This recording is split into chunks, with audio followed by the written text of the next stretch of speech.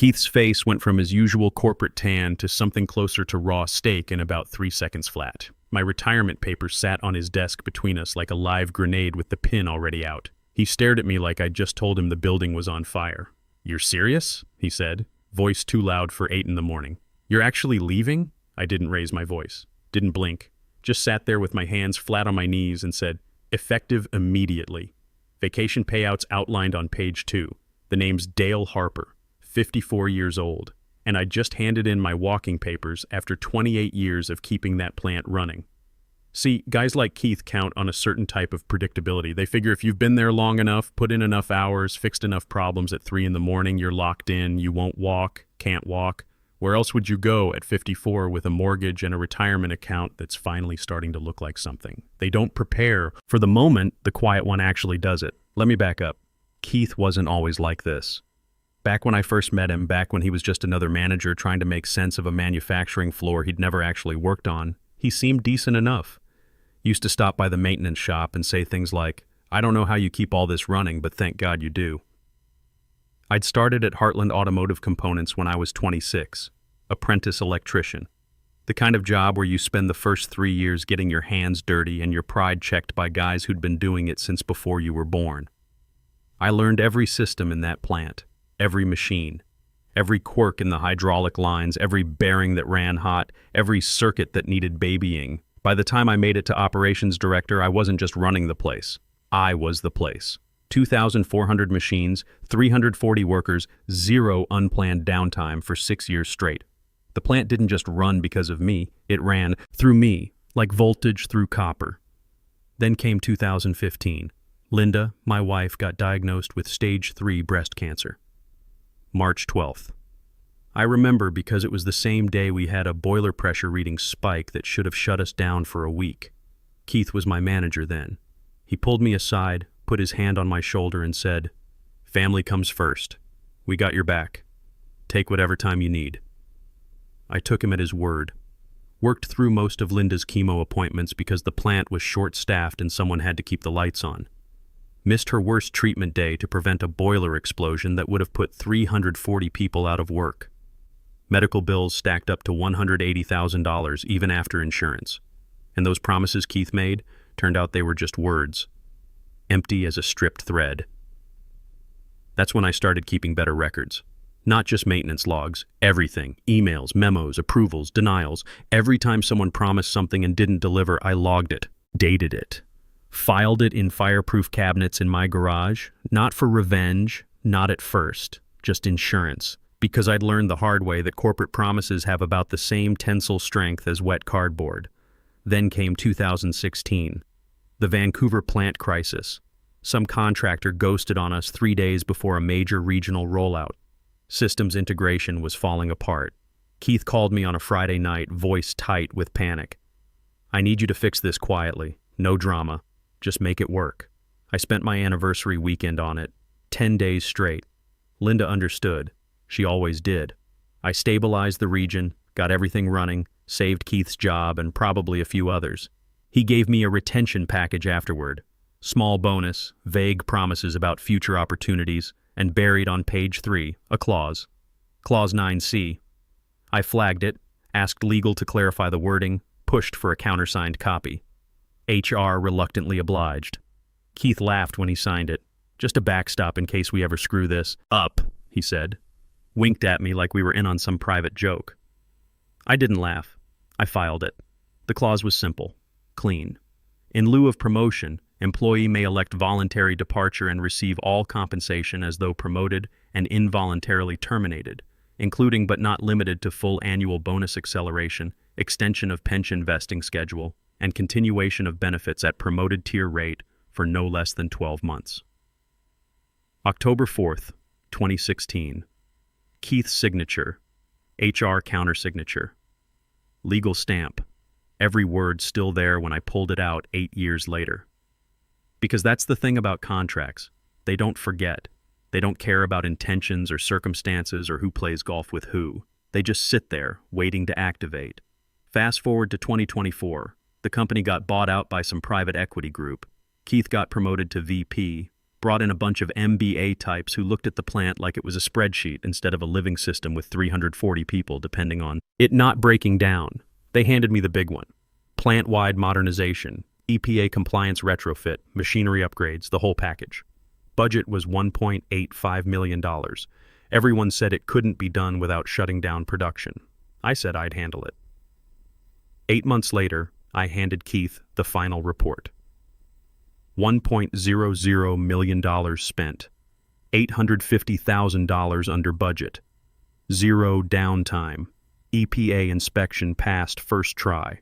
Previous plant in our region had 17 violations. We had 0. Keith's handshake was clammy. Eyes wouldn't meet mine. You've done more than anyone could have asked, he mumbled. Promotion's in motion. Just be patient. I nodded. I'd heard that before. 3 weeks went by, then 4.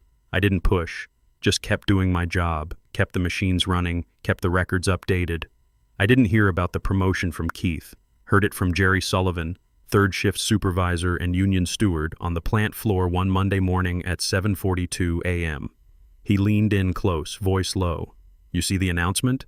What announcement? He pulled out his phone, showed me the company-wide email. Timestamp 7:15 a.m. Excited to welcome Brandon Mills as VP of Plant Optimization. Brandon, Keith's college roommate, 35 years old, called himself an efficiency expert. The guys on the floor called him Clipboard Kid because he'd walk through once a month with a tablet, ask questions that showed he didn't understand how anything actually worked, then disappear back to his office. Brandon, who'd once asked me which valve controlled the hydraulic pressure, and I'd had to explain we had 140 different hydraulic systems, and which one did he mean. Brandon, who called pneumatic systems old tech when he couldn't read a schematic if his life depended on it. That Brandon just got the promotion I was promised. I stood there on the floor, phone in my hand, reading the email 3 times. No mention of the modernization project, no acknowledgement of $850,000 in savings. Just Brandon brings fresh perspective to our operational strategy.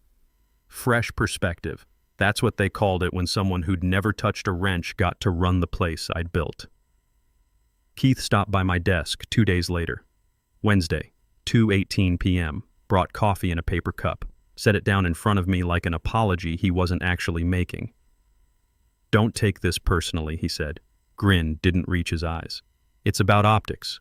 Brandon's got external experience. Makes the board feel good. I stared at the coffee, didn't touch it. You're essential, he continued. No matter the title, promotions don't define impact.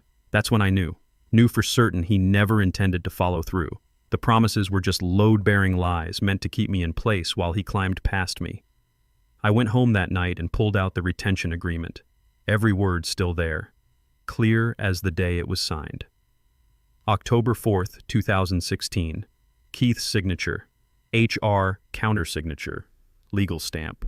They hadn't just skipped my promotion, they'd activated my parachute. I sat back, cracked my knuckles, started organizing files, but I didn't move yet. I waited. Because guys like Keith, they give you more ammunition if you're patient. Brandon started making changes. First week as VP, he cut the maintenance budget by 40%, called it efficiency optimization, sent out a memo at 9:33 a.m. on his 3rd day. I read it twice, then I filed it. I flagged a bearing replacement 2 weeks later. Critical component on line 7, $28,000 to fix. Submitted the work order with photos of the wear patterns, vibration readings, temperature logs, everything documented. Brandon denied it. His response came back at 4:47 p.m. the same day. Isolated issue. Monitor and reassess next quarter. I printed the email, put it in a folder labeled Safety, Deferred Maintenance. 3 days later, the bearing failed. Thursday morning, 6:23 a.m. I was in my truck halfway to work when my phone rang. Jason Caldwell, production floor manager. Line 7's down, he said. Hydraulic line. Burst. We got lucky. Spray missed Rodriguez by maybe 2 feet. I pulled over. Anyone hurt? No, but it's bad. Hydraulic fluid everywhere. Lines shut down completely. I got there at 6:41 a.m. The floor looked like a crime scene.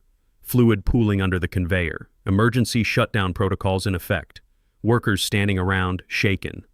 Rodriguez was sitting on a crate, still in his safety gear, hands trembling slightly. 22 years old. Father of 2. The spray had missed his face by the width of a forearm. I looked at the burst line. Knew exactly what happened. The bearing I'd flagged had seized. Pressure built up. Line couldn't handle it. Basic mechanical failure. The kind that doesn't happen when you replace parts on schedule. Cleanup took 4 hours. Line restart took another 10. Total shutdown, 14 hours. Lost production value, $85,000. Cost to prevent it, $28,000. I documented everything. Photos, timestamps, witness statements, pulled my original work order, pulled Brandon's denial, email, put it all in a file. Then I filed an internal safety report, sent it to Keith, Brandon, and HR at 3:52 p.m. Detailed timeline, clear cause and effect, respectful language, just facts. Keith buried it. No response, no acknowledgement, nothing. That weekend I sat in my garage. 28 years of files and fireproof cabinets along the back wall, maintenance logs, safety reports, email chains, work orders, every promise made, every promise broken. I pulled out the retention agreement again, read Clause 9C one more time. Then I opened a new folder on my laptop, labeled it Exit Documentation. The load had finally exceeded capacity. Monday morning, 6:14 a.m., I walked into Keith's office. He was stirring powdered creamer into his coffee like it owed him money. Hadn't even looked up when I came in. I handed him the envelope. Appreciate the years, I said, wishing the company continued success. He squinted at it. What's this? Didn't answer. Just stood there while he opened it and read. Watched his face change. Confusion first. Then something like panic. The dawning realization that he'd miscalculated. You're serious? Too loud. Way too loud for that hour. I nodded. Tied off all loose ends. Project dependencies are mapped.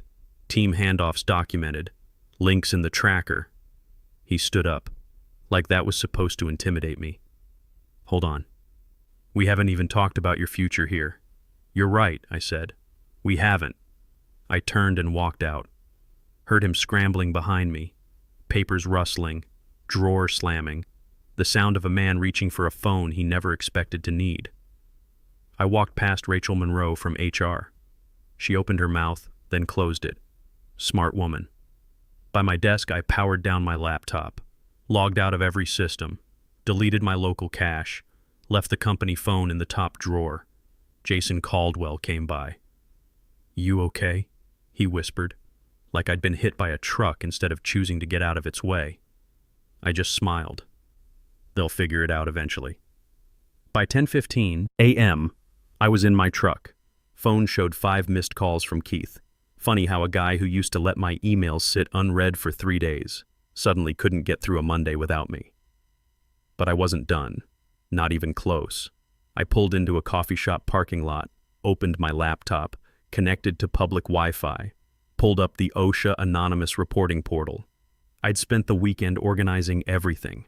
12 near-miss incidents documented over the past 8 months. Photos, witness statements, work orders denied, safety protocols ignored, Brandon's budget cut memo, the Line 7 hydraulic failure, Rodriguez's near miss, all time-stamped, all verified. I attached the files, filled out the form, hit submit at 10:47 a.m. Then I drove home. Tuesday morning, 6:14 a.m., Jerry Sullivan sent me a text. OSHA inspector just showed up, unannounced. Keith's losing his mind. I sat on my porch with coffee, watched the sun come up over the lake. Another text at 8:33 a.m. Inspectors going through everything, asked for maintenance logs, asked about Line 7. Brandon can't answer basic questions. I didn't reply, just watched the water. The dominoes were falling exactly as I knew they would. Because here's what Keith never understood. I didn't just run that plant. I was the institutional memory.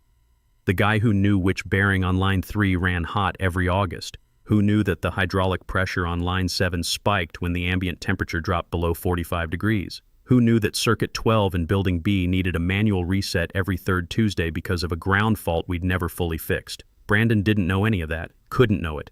You don't learn 28 years of plant operations from a tablet and a college degree. Wednesday afternoon, Nicole Graham called, the safety coordinator I'd trained 8 years ago. They're asking about you, she said. OSHA, inspector wants to know who maintained the documentation. I told them you did, for 28 years. How's it looking? She paused. Not good for them. Inspector found 13 violations, some of them serious. Brandon's trying to blame deferred maintenance, but the inspector pulled your work orders, saw every request you made, saw every denial. Keith hasn't left his office in 2 days. Thursday at 2:33 p.m., I got an email from Michelle Carter, Corporate Legal Counsel. Subject line, Retention Agreement, Clause 9C. I opened it, read it twice. We acknowledge the validity of your claim under Clause 9C of your October 4th, 2016 retention agreement. Your eligibility for promotional separation benefits is confirmed. Processing is underway, detailed breakdown to follow. They didn't try to fight it, didn't try to negotiate. They knew the contract was airtight because they'd written it, signed it, and forgotten about it. The detailed breakdown arrived Friday at 11:18 a.m. Bonus acceleration $180,000. 3 years at senior director rate, paid immediately. Pension buyout enhancement, $215,000. Early retirement multiplier per Clause 9C. Triggers immediate vesting of remaining schedule. Health benefits continuation, $125,000. Pre-Medicare coverage for 24 months at promoted tier rate. Total compensation, $520,000. I sat back, stared at the numbers. 28 years of loyalty. 28 years of 3 a.m. calls and missed anniversaries and fixing other people's mistakes. And in the end, it came down to 3 pages of legal language Keith had signed without reading. That same afternoon, Jerry called. Brandon resigned, he said. Effective immediately. How long was he VP? 3 weeks. Couldn't handle it. Client called yesterday. Ford supplier. Big account. Asked technical questions about the fail-safe systems. Brandon froze. Couldn't explain how anything worked. They threatened to pull the contract. $4.2 million a year, I said. You remember, I built those systems. Jerry laughed. Bitter sound. Yeah, they're figuring that out now. Keith. Board's reviewing his position. OSHA fines came through, 3 beats a $140,000. 13 violations confirmed. Legal's nervous about liability exposure. I thanked him. Hung up, sat there on my porch, coffee getting cold, watching the lake. My phone buzzed. Text from a number I didn't recognize. Dale, this is Scott Palmer from Finance. We're exploring options for short-term consulting to assist with operational continuity. Would you be open to discussing scope and compensation? I read it twice, then I deleted it. I wasn't going back. Not for any amount of money. Because some things, once you walk away from them, you realize you should have left years ago. I had a different call to make. 2 days later, Nicole Graham called again. Different tone this time. I've got something for you, she said. Remember that Ford supplier audit I was working on? Their plant operations director just reached out. They're looking for a consulting safety director. 6 figures, remote work, quarterly oversight. They specifically asked about you. I sat up. They know I just left Heartland? They know you built the cleanest EPA compliance record in the region. They know you passed inspection first try while everyone else was racking up violations. They want that expertise.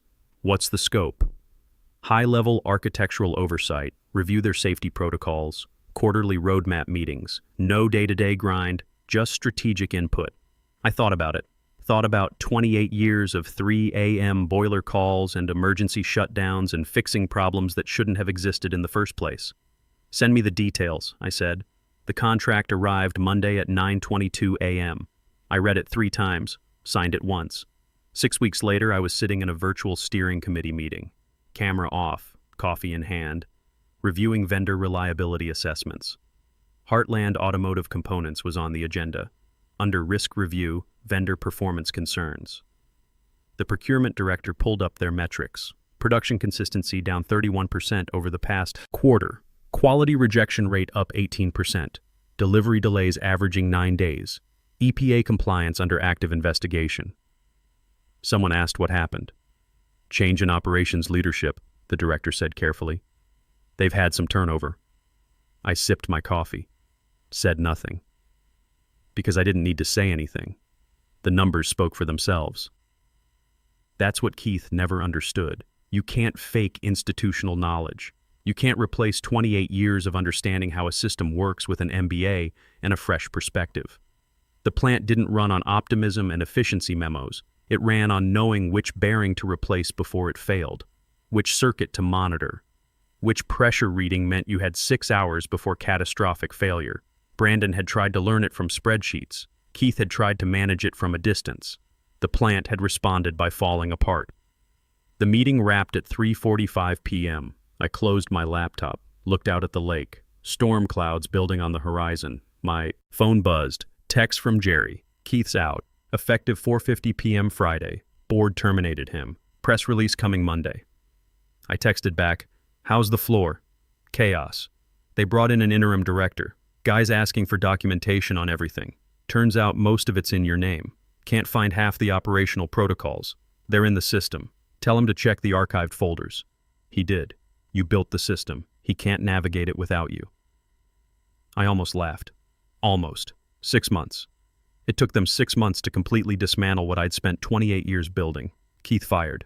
Brandon long gone. Production in free fall. Their biggest client reviewing alternative suppliers. OSHA fines paid but violations still on record. And an interim director who couldn't find the documentation because he didn't understand how the plan actually worked. Meanwhile, I was consulting for their competitor, getting paid more to work less. No emergency calls, no budget fights, no watching incompetent people get promoted over me because they knew the right people. Just clean, strategic work, the kind where they actually listened when I talked. I stood up, went inside. Linda was in the kitchen making dinner. "How'd the meeting go?" she asked. "Good," I said. "Really good."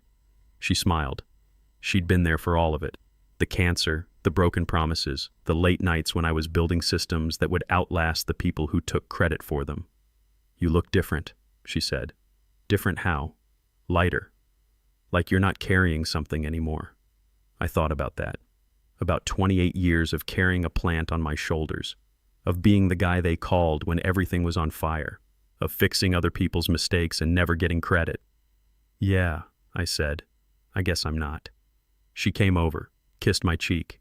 "You ready to finally relax?" I pulled her close, looked out the window at the storm rolling in, thunder in the distance, the kind that builds pressure slowly, then releases all at once. "Yeah," I said. "I think I am." But even as I said it, I knew I'd never fully relax, not completely. Because guys like me, we're wired a certain way. We see the bearing that's about to fail. We hear the pressure building in the system. We know when something's running outside tolerance. The difference now was that it wasn't my problem to fix. I kept the files, though. All 28 years of them. Fireproof cabinets in the garage, maintenance logs, safety reports, email chains, work orders, every timestamp, every denial, every promise made and broken. Because you never know when you might need to show your work. And I'd learned a long time ago that contracts don't forget. Clauses don't care about golf games or boardroom politics or who went to school with who. They just sit there, waiting. And when the moment comes, they activate, execute, deliver exactly what they promised. In this case, exactly $520,000. Plus a consulting gig that paid me what I was worth, plus the satisfaction of watching the system I built prove it couldn't run without me. Keith thought he was playing power games. Thought proximity mattered more than competence. Thought I'd just stay in place like some piece of equipment he could ignore until something broke. He forgot one thing. I read the fine print. Every word, every clause, every signature, and when they broke their promise, I had 28 years of documentation to prove it. That's not revenge. That's just physics. Every system has a load limit. Every structure has a weight it can bear. Push past it and things start to fail. They pushed. The structure failed. And they paid exactly what the contract specified. The storm hit that night. Thunder shaking the windows, lightning turning the lake silver. I sat on the porch with Linda, watching it roll through. She squeezed my hand. No regrets? I thought about Keith, scrambling to explain to the board why the plant was falling apart. Thought about Brandon, wherever he was, trying to explain on his resume why he only lasted 3 weeks. Thought about the interim director lost in a system he didn't understand. "No," I said. "No regrets. Because the quiet ones don't make noise, we just keep receipts." They thought 28 years of loyalty meant I'd never leave. What it actually meant was I had 28 years of proof when they broke their word. Turns out the guy who keeps the receipts doesn't need to raise his voice. He just needs to wait for the moment when the people who ignored him need the paperwork only he has.